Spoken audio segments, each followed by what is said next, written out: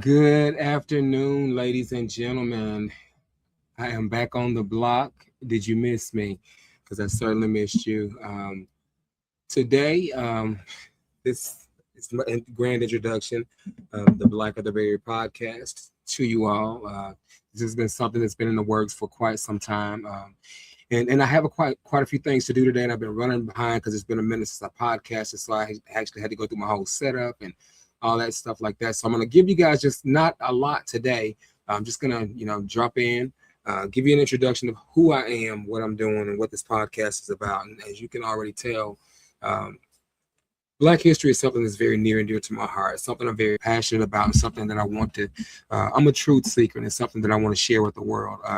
Because again, I've said it many times before, and I'll continue to say it. I'll shout it from the rooftops. There's no accurate world history. There's no accurate American history if there's not authentic Black history that's being taught and being shared. And we're in a day and age where there's a lot of misinformation and just a lot of ignorance surrounding the culture, right? So my goal is to be able to share this knowledge, share this information with all that will listen. This is not just for Black people. This is for all people. If you pinch yourself and you feel pain, this is for you. If you cut yourself and you bleed, this is for you. But in the process, I want to kind of, say that I'm grateful to be back. And this time being back is a little different. I've been through some things. I've dealt with some stuff, and this time around is different because I'm different. And I really am grateful that I had this opportunity to step out on this platform and talk about something that's near and dear to my heart. So really, the Black of the Berry was born from a desire to just, again, as I said, teach the truth of my culture, because we are in a day and an age where uh, Black history is being rewritten, deleted, edited, and downright just suppressed, banned. Um, but guess what? You can't ban the people. We've been here all along. We've been here all along. Our contributions are undeniable. And before I get started, I do want to, in this moment, I want to take the time to dedicate this podcast to my ancestors, to all of those who went before me, who lived the life that who only dreamt of the life that I'm living now. I acknowledge the many prayers that were prayed so that not only me, but our people could be where we are now. We are the prayers of our ancestors from yesterday. And I only want to bring glory. I only want to bring honor.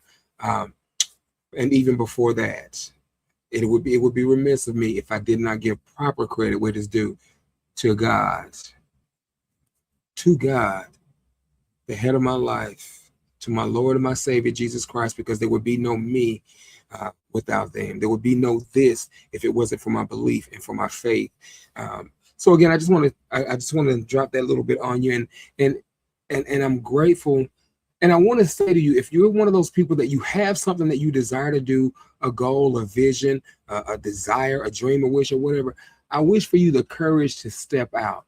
I want the courage for you to be bold enough to speak, the courage to not care what people call you. In my situation, courage to do this podcast, even in the face of being called racist, courage to not care what's going to happen in terms of I speak my voice. What comes after, that's not my problem. Learning how to acknowledge, speak, and honor truth in such a way that it's not being weaponized to harm anybody. But again, in all you're getting, get understanding. And if you want to understand Black history, then learn about Black history. About how can you hear if you don't have a teacher, right?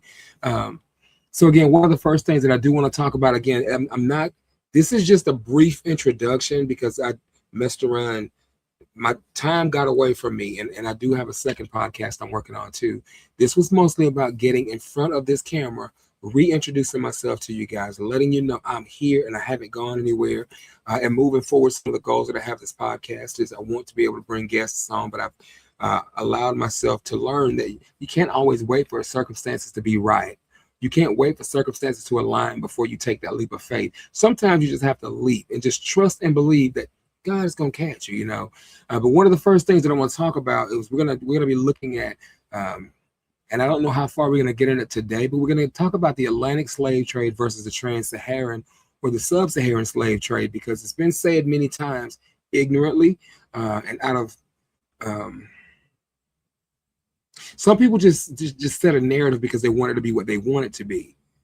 But the truth needs no proof, right? We should always acknowledge and honor the truth. And the truth is so essential. The truth has a way of speaking itself, even when we try to cover it up. Even when we try to cover it up. And there are those that, we talk about truth in a manner that is we only talk about it when it's convenient for us, but when it's uncomfortable for us, then we try to cover it up. And any altering of the truth, any deceiving of the truth, any covering up of the truth, any suppressing of the truth is nothing more than a lie, right? And so that's where I come in. I'm here to bring my information to the best of my willingness and my own understanding to share with you. And if I get something wrong, I don't have a problem with you fact checking me in the comments. I don't have a problem with that. But I do ask that you subscribe to the podcast. I ask that you like it, share it, and let's join this movement together, and let's go together. So again, we're talking about the Atlantic slave trade versus the sub-Saharan or the transatlantic slave trade. Now, the Atlantic slave trade, we all know, was the 15th to the 19th century. So those, it's about 400 or so years. And within the Atlantic slave trade, who was involved? We had European powers. There was Portugal, Britain, Spain, France, Netherlands, and African intermediaries in some cases. The intermediaries, they were the go-betweens. So it's been said that the Africans sold people into slavery too. Well, just because somebody did something doesn't mean that it's right for you to do it. One wrong is always going to be wrong if it initiated itself and began as a wrong. And two wrongs will never become right. So just because something else was patterned behind another portion of history was patterned by another section of history doesn't make it right. It's often said that history repeats itself, and that is not true. I've said this time and again, and I'm going to keep saying this. History does not repeat itself. We repeat history. And if I don't learn from my own history, then I'm destined and doomed to repeat that again, right? So again, let's just dive back in here. And I'm just so sick of this mouse of mine doing its own little thing, which I don't know what that's all about. Maybe it's not the mouse, maybe it's the keyboard. Okay, let's not worry about this. Just a moment. Let me turn this keyboard off. There we go. All right, so anyways, let's jump back in. Now, the European powers, Portugal, Spain, Britain, France, Netherlands, there were African intermediaries that sold their own people into slavery. Now, the key characteristics when I talk about chattel slavery is when people are treated like permanent property. That's the transatlantic slave trade that was very savage, that was very brutal, that brought about this very racist system that we live in today. Right? The same system that built this nation is the same system that's causing this nation to slowly rot from within, because what we don't deal with will eat us from the inside out, which is why it's important to talk about the uncomfortable things, which is why it's important for us to have these unsettling conversations. If it's not, the conversation has to be held in such a manner that we understand it may hurt. But in order to heal from a thing, I must first feel that thing. And we don't want to feel the darkness. We don't want to talk about the darkness. Why not? Because it exposes some truths about us as individuals. And it's nothing to be afraid of, but it's something that we should lean into. So again, chattel slavery was people treated as permanent property. It was a race-based system where blackness became tied to slavery. Blackness became tied to slavery. Back then and even now, slavery has reinvented itself, right? No, slavery hasn't reinvented itself, but the people that perpetrated the system have found a way to reinvent it so that it still profits them, even as the way it started out in the beginning as it was. All right, now, with the key characteristics in the transatlantic slave trade is the hereditary. Children are born into slavery automatically. If you're on the plantation, there's so many different directions I can go into this. I'll go with this. If you're born on the plantation, you're automatically born into slavery. You're not born free. There are countless generations, countless numbers of people, black people, that had no say in the matter and were automatically born into a system that not only denigrated them, but it told them they were something they were not, tried to make them assimilate into the thing they never were. You can make it. Let me say this way, and I hope this makes sense to somebody, because it certainly makes sense to me. I can try to make a dog believe it's a cat all day long, but at some point the true nature is going to eventually kick in, and the dog is going to be what it is, a dog. So you can try to bring Black people or Africans into this country and try to make them assimilate to your method, but at the end of the day, within the DNA is woven a truth. It's this memory, this knowledge of where I came from. So at some point, that is going to expose itself, because you can never truly suppress the truth.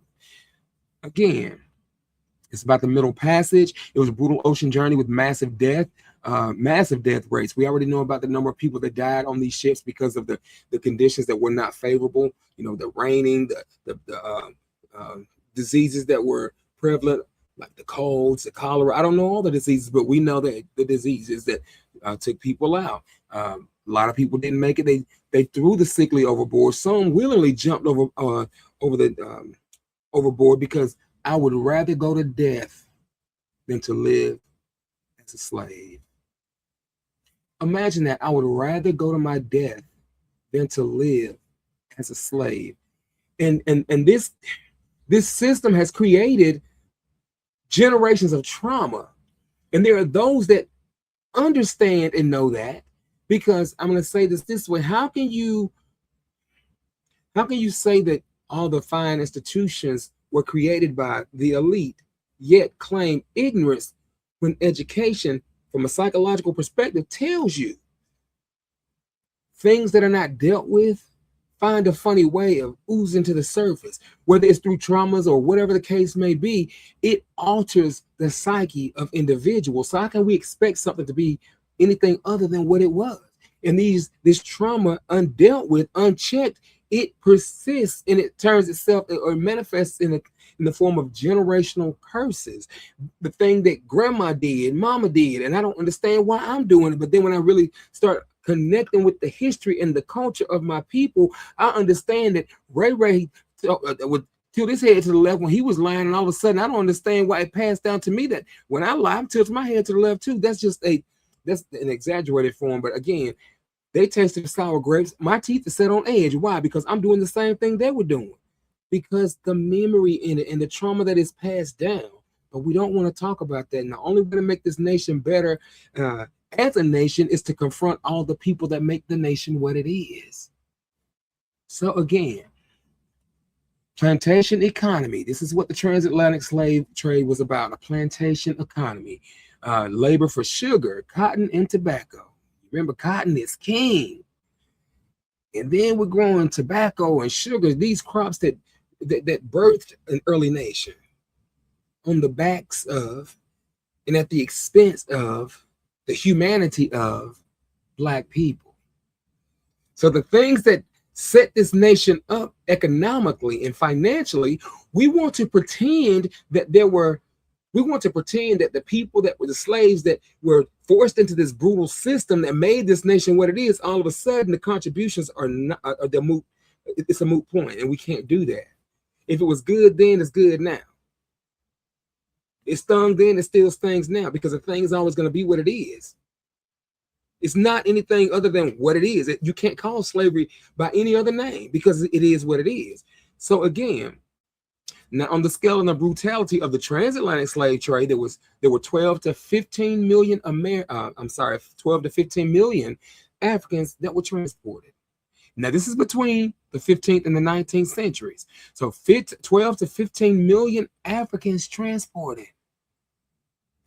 Although some African countries served as intermediaries, let me go scriptural for just a moment. It's the love of money that is the root of all evil. And we see the different movies that really don't depict history accurately, but we see that it's all about capitalism. It's all about commerce, because somebody, the love of money, had a greed or a love of money. And it's not money. Money's not evil, because if it is, if you're listening to this podcast, I can give you a bank account that you can wire your funds into, and I'll be more than happy to live off your evil money, because it's not the money, it's the love of. So again, we got 12 to 15 million Africans that were transported, and of that, in this system that's based on capitalism, linked to the greed of Europeans, the people that decided, hey, let's go over here and let's break bread with these African nations, and let's get them to give them, because at the end of the day, you have to sweeten the pot.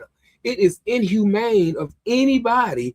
It's inhumane of the Europeans to seek out that type of slavery or that type of labor, and it's inhumane for the African nations to play the part that they played in implementing and shaping the system into what it became. So they're major players. All these countries have a part, the African nations, and yes, the Europeans as well. Now, the Africans sold their own people into slavery, but they did not continue harsh treatment and harsh punishment. Millions died during capture, during transport, and enslavement. So we're not talking about the number of people that actually died in slavery. We're talking about the ones who died in the process of being made to be something that they were just not born to be.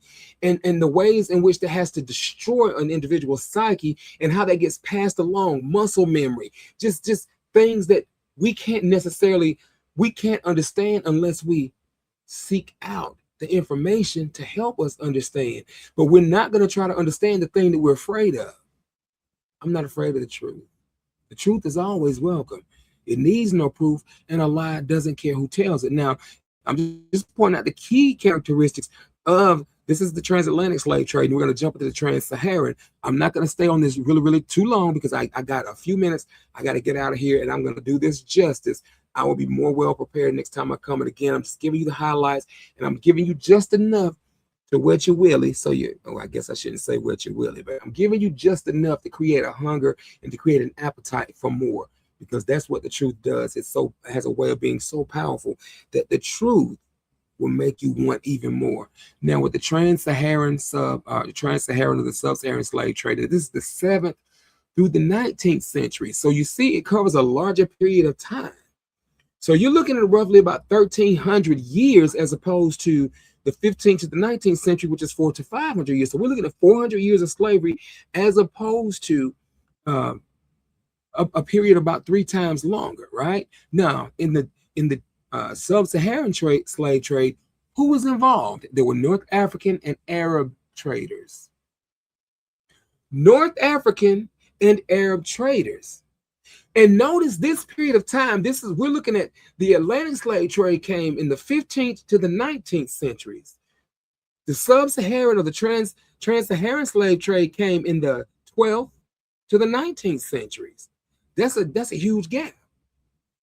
So we're looking at Arab and African slave traders. But we're being told that Black people were not there in the beginning. If we weren't there in the beginning, then why is the narrative and the argument, well, the Africans were trading slaves longer? Okay, but if we weren't there, how can we do what we weren't present to be able to do, unless your lie or your narrative is a lie to take the heat off the fact that you, as the colonizers that you became in terms of Europeans, in terms of the lesser colored complexion, i.e. white, you weren't there in the beginning. So suddenly the lie starts to fall apart. The Black people weren't there in the beginning. We've always been there.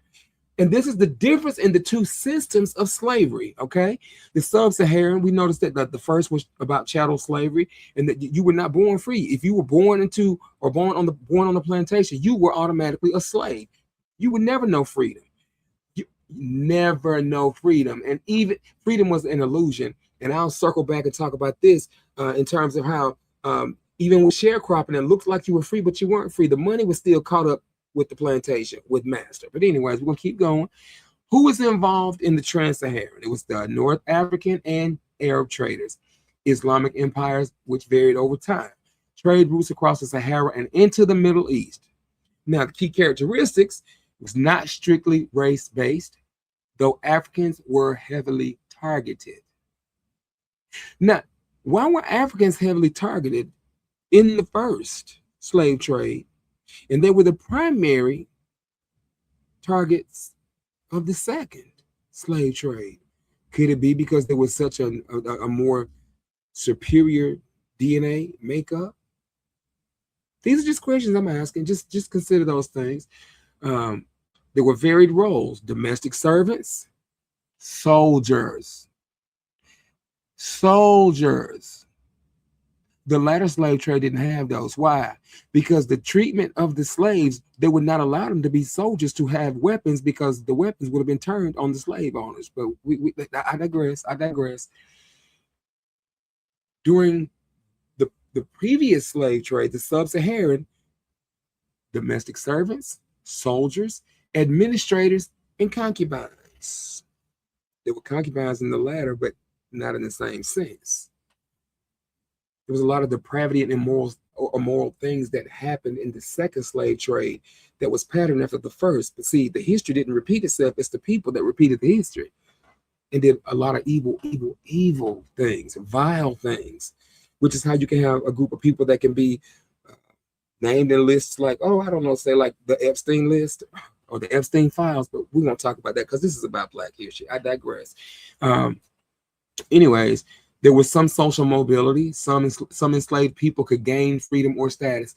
Some enslaved people could gain social freedom or status, something that was denied in the transatlantic slave trade. So understand the difference. There was better treatment in the prior as opposed to the latter. It was not always hereditary. Children were not always automatically born into slavery. Children were born knowing that one day they were going to be free. Caravan transport across desert routes, scale and conditions, estimated millions over centuries, and the numbers have been debated. The brutal conditions, especially desert crossing, were structured differently than the Atlantic slave trade. Heat in the desert, drowning deaths, jumping overboard. Because I'm not going to this strange land far, far away to become something I was never meant to become. I don't know what's about to happen to me, but I know it's not good because the treatment I'm getting now.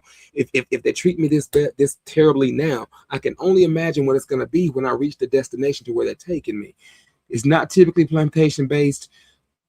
The trans-Saharan was not typically plantation based. It was not plantation based mass labor like it was here in the Americas.